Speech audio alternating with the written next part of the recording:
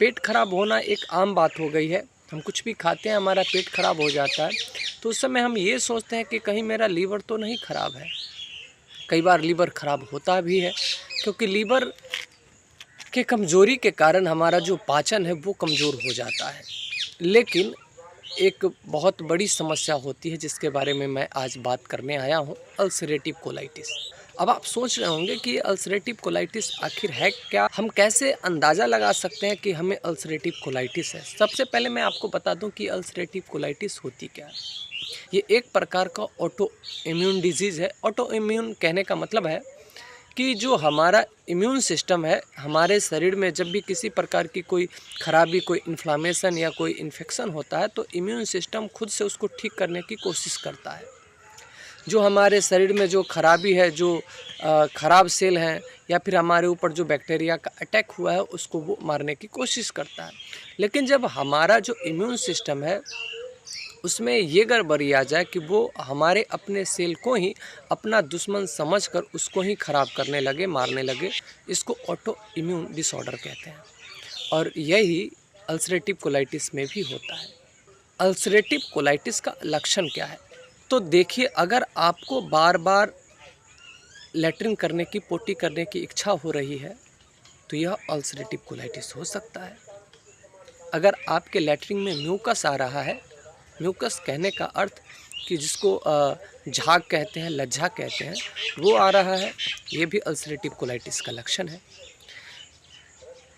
पेट में अगर दर्द हो, मरोड़ उठते हो, तो यह भी अल्सरेटिव कोलाइटिस का एक लक्षण हो सकता है। आपको दिन भर कमजोरी रहता हो, थकान महसूस होता हो, तो यह भी अल्सरेटिव कोलाइटिस का लक्षण है। और आपका वज़न बगैर किसी कारण के घट रहा हो, जैसे आपने कोई भारी सामान उठा लिया और आपको बुखार आ गया, तो इसका मतलब है कि ये भी एक अल्सरेटिव कोलाइटिस का लक्षण हो सकता है। अगर आप ये जानना चाहते हैं कि आपको अल्सरेटिव कोलाइटिस है या नहीं, तो एक चीज़ और है जिसके माध्यम से आप कुछ हद तक तो पता कर सकते हैं कि आपको ये समस्या है या नहीं। आप कुछ दिनों के लिए दूध छोड़ दीजिए।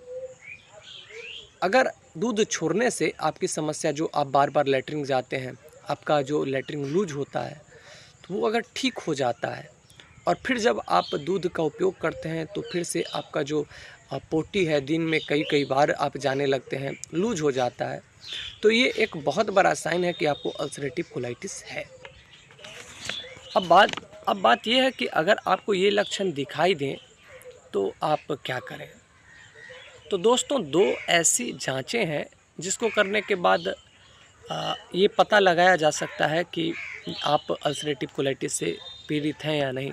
एक होता है फीकल कैलप्रोटेक्टिन टेस्ट और दूसरा है ESR। फीकल कैलप्रोटेक्टिन टेस्ट ये एक प्रकार का जो आपका मल होता है उसका टेस्ट किया जाता है। आप इसको लेबोरेटरी में देते हैं, वो चेक करके आपको बताता है। तो अगर इन दोनों का जो वैल्यू है अगर नॉर्मल आता है तो आपको अल्सरेटिव कोलाइटिस नहीं है, लेकिन अगर इन दोनों का मान एबनॉर्मल आता है तो आपको अल्सरेटिव कोलाइटिस है। इसकी बहुत ही ज़्यादा संभावना है।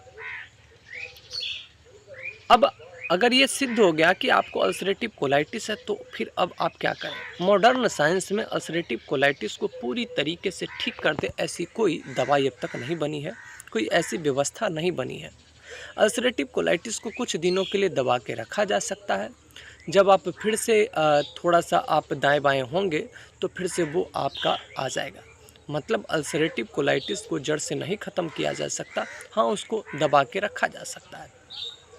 लेकिन आयुर्वेद में ऐसी चीज़ें हैं जिससे उसको हमेशा के लिए ठीक किया जा सकता है। अगर ये पता चल जाए कि आपको अल्सरेटिव कोलाइटिस है, तो अब आप क्या करेंगे। तो करने के लिए क्या है, सबसे पहले तो आप योगा शुरू करें और योगा में प्राणायाम और कुछ विशेष प्रकार के आसन हैं। प्राणायाम तो आप लगभग सभी करें, विशेष रूप से अनुलोम विलोम, भस्त्रिका, भ्रामरी और कपालभाति। लेकिन याद रखें कि कपालभाति में बहुत ही सावधानी की आवश्यकता होती है। कपालभाति सामान्य रूप से नहीं किया जा सकता जिनको कोलाइटिस है, अल्सरेटिव कोलाइटिस है। क्योंकि अगर आप सावधानी नहीं बरतते तो फिर हर्निया जैसी समस्या होने की संभावना होती है। तो आपको कपालभाति में सावधानी बरतने की बहुत ही विशेष आवश्यकता होती है। अब आपको आसन में क्या करना है, और आसन में सबसे पहले तो आप शुरुआत सूक्ष्म व्यायाम से करें। सूक्ष्म व्यायाम जिसमें शरीर के लगभग सभी अंगों को शामिल किया जाता है, और उसके बाद आप मंडूकासन करें, पवन मुक्त आसन करें। अब भोजन में आपको क्या क्या खाना है, आप अनार जितना जल्दी हो सकता है शुरू कर दें। कोशिश करें कि अनार खट्टा ना हो, खट्टा हो तो आप उसका उपयोग नहीं करें, मीठा अनार ही खाएं। और अगर उसका रस हो जाए तो सोने में सुहागा है। ताज़ी दही जो रात में आपने दूध में जामन डाला हो और सुबह में आप उसको खा लें। मतलब कहने का अर्थ कि दही खट्टा ना हो, सिंपल खाना खाएं, और आप जितना खाते हो उससे एक आध रोटी या थोड़ा सा कम खाएं।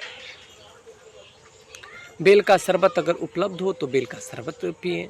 बेल का जो पत्ता है 5 पत्ता तोड़कर आप उसको काढ़ा बनाकर सुबह सुबह उसका काढ़ा का सेवन करें। पीपल का पत्ता है उसको भी तोड़कर उसका जो काढ़ा बना के आप उसका सेवन करें। ये आपको अल्सरेटिव कोलाइटिस में रामबाण की तरह काम करता है, बहुत जल्दी असर करता है। आप ध्यान रखें कि आप रात्रि में किसी भी प्रकार के भोजन का उपयोग नहीं करेंगे, कोई भी खाना नहीं खाएंगे। आप जो आखिरी खाना खाएंगे वो सूर्यास्त से पहले खाएंगे, सूरज डूबने से पहले ही आप खाना खाएंगे। अब आपको परहेज़ क्या क्या करना है।